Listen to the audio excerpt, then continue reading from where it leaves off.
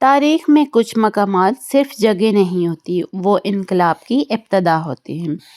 یہ وہ غار ہے جہاں خاموشی بولی، جہاں اندھیروں نے روشنی کو جہنم دیا اور جہاں سے انسانیت کو عبادت ملی۔ یہ ہے غار حرا۔ غار حرا سعودی عرب کے شہر مکہ مکرمہ میں جبل نور پر واقع ہے۔ یہ خانہ کعبہ سے تقریباً 3 کلومیٹر کے فاصلے پر ہے۔ یہ پہاڑ جتنا بلند ہے، اس تک پہنچنے کا سفر اتنا ہی مشکل، اور شاید یہی مشکل ہمیں بتاتی ہے کہ ہدایت آسانی سے نہیں ملتی بلکہ کوشش سے ملتی ہے۔ غار حرا نہ کوئی محل ہے نہ کوئی شاندار جگہ، یہ ایک چھوٹا سا غار ہے جہاں بمشکل 2 یا 3 افراد بیٹھ سکتے ہیں۔ اس کی سادگی گواہ ہے کہ اللہ تعالیٰ کو شان و شوکت پسند نہیں، دل کی پاکیزگی پسند ہے۔ بیس سے پہلے عرب کا معاشرہ جہالت میں ڈوبا ہوا تھا۔ بت پوجا کرتے تھے، کمزوروں پر ظلم ہوتا تھا اور سچ نایاب تھا۔ ایسے اندھیروں میں اللہ نے روشنی کے لیے اپنے محبوب حضرت محمد صلی اللہ علیہ وآلہ وسلم کو منتخب فرمایا۔ نبوت سے پہلے حضرت محمد صلی اللہ علیہ وآلہ وسلم کو تنہائی محبوب تھی۔ آپ صلی اللہ علیہ وسلم دنیا کے شور سے دور غار حرا میں آ کر اللہ کی قدرت پر غور فرماتے۔ یہ عبادت کسی رسم کا حصہ نہیں تھی، یہ دل کی آواز تھی، اور رب اس آواز کو سن رہا تھا۔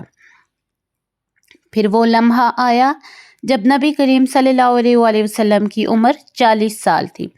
رمضان کی ایک رات اچانک فرشتہ جبرائیل علیہ السلام ظاہر ہوئے اور فرمایا، اقرا، پڑھو۔ نبی صلی اللہ علیہ وآلہ وسلم نے فرمایا، میں پڑھا ہوا نہیں ہوں۔ پھر اللہ کا پیغام نازل ہوا، اقرا بسم ربک الذی خلق، خلق الانسان من علق، اقرا وربک الاکرم۔ یہ پوری ایک آیت ہے آگے تک، ٹھیک ہے۔ یہ تھا علم کا پہلا اعلان اور جہالت کے خاتمے کی ابتدا۔ وحی کے بعد نبی کریم صلی اللہ علیہ وسلم پر گھبراہٹ طاری ہوگی۔ آپ صلی اللہ علیہ وسلم نے فرمایا، زملونی زملونی، اس کا مطلب ہے کہ مجھے چادر اڑا دو۔ یہ لمحہ بتاتا ہے کہ نبوت کوئی اعزاز نہیں، ایک بھاری ذمہ داری ہے۔ حضرت خدیجہ رضی اللہ تعالیٰ عنہ وہ پہلی شخصیت تھی جنہوں نے نبی کریم صلی اللہ علیہ وسلم پر یقین کیا۔ انہوں نے فرمایا، اللہ کی قسم، اللہ آپ کو کبھی تنہا نہیں چھوڑے گا۔ آپ سچ بولتے ہیں، کمزوروں کا سہارا بنتے ہیں۔ یوں حضرت خدیجہ اسلام کی پہلی مومنہ بنی۔ غار حرا صرف ایک غار نہیں، یہ قرآن کی پہلی منزل ہے۔ یہ علم، صبر اور یقین کی علامت ہے۔ یہ ہمیں سکھاتا ہے کہ خاموشی میں بھی اللہ بولتا ہے۔ سبحان اللہ، خاموشی میں بھی اللہ بولتا ہے۔ غار حرا ہمیں سکھاتا ہے کہ اللہ سے تعلق مضبوط کرو۔ ایک غار ہمیں سکھاتی ہے کہ اللہ سے اپنا تعلق مضبوط کرو۔ علم کو اپنا ہتھیار بناؤ، علم کو اپنا ہتھیار بناؤ۔ تنہائی میں خود کو پہچانو خود کو، بلکہ تنہائی میں اور مشکل وقت میں اللہ پر بھروسہ رکھو۔ ایک غار، ایک انسان اور ایک وحی، اور دنیا ہمیشہ کے لیے بدل گئی۔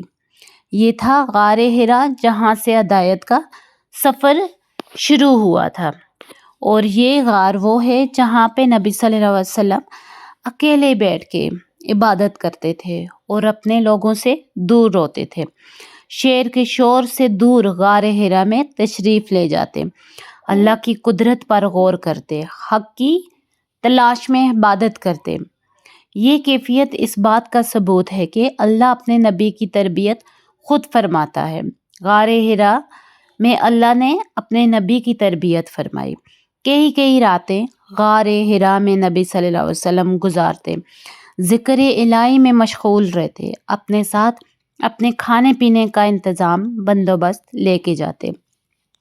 یہ عبادت کسی رسم کا حصہ نہیں ہوتی تھی بلکہ فطری طور پر اللہ کی طرف جھکاؤ تھا۔ یہ ہمیں سکھاتی ہے کہ سچی عبادت دل سے نکلتی ہے، رسموں سے نہیں۔ جب نبی کریم صلی اللہ علیہ وسلم کی عمر 40 سال کی تھی تو وہ غار حرا میں عبادت فرماتے تھے۔ 40 سال کی عمر میں نبی صلی اللہ علیہ وسلم پر ایک رمضان کی رات میں، ببرکت رات میں، جبرائیل علیہ السلام آئے تھے اللہ کا پیغام لے کے۔ وحی کس کو کہتے ہیں؟ اللہ کا پیغام اپنے فرشتوں تک لے کے آنا، اور وحی کا کام کس کا تھا؟ حضرت جبرائیل کا تھا۔ حضرت جبرائیل فرشتوں کے سردار تھے، تو وہ اپنے اللہ کا پیغام نبیوں تک لے کے آتے تھے۔ یہ جب وحی اللہ کی نازل ہوئی تھی حضرت محمد صلی اللہ علیہ وسلم پر تو وہ بہت بھاری ہوتی تھی، اس سے حضور صلی اللہ علیہ وسلم پر سکتہ طاری ہو جاتا تھا، ان کو بخار چڑھ جاتا تھا، ان کو کپ کپی طاری ہو جاتی تھی کہ اللہ کا فرشتہ بھی آئے اور اللہ کا پیغام لے کے آئے، تو یہ ایک ان پہ بہت بھاری ہوتا تھا اللہ کا پیغام اپنا جبرائیل علیہ السلام سے لینا۔ ان پہ ایک گھبراہٹ طاری ہو جاتی تھی، ایمان اور اعتماد کی ایک مثال بنتی تھی۔ آپ اللہ کو کبھی اللہ کو حضرت ختیجہ نے حضور صلی اللہ علیہ وسلم کو فرمایا تھا کہ اللہ آپ کو کبھی اکیلا نہیں چھوڑیں گے، ہمیشہ آپ کی مدد کریں گے۔ اسی کے ساتھ یہ غار حرا کی تقریر اتنی تھی، غار حرا کی انفارمیشن یہی تھی۔ اگر آپ کو آج کی ویڈیو پسند آئی ہو، اپنے بچوں کو ضرور سنائیں، اسلامی قصے اپنے بچوں سے ضرور شیئر کیا کریں تاکہ ان کو پتہ چلے کہ ہمارے اسلام کی تاریخ کیا ہے۔ Thank you for watching, like, subscribe and share کر دیجیے گا۔ Thank you for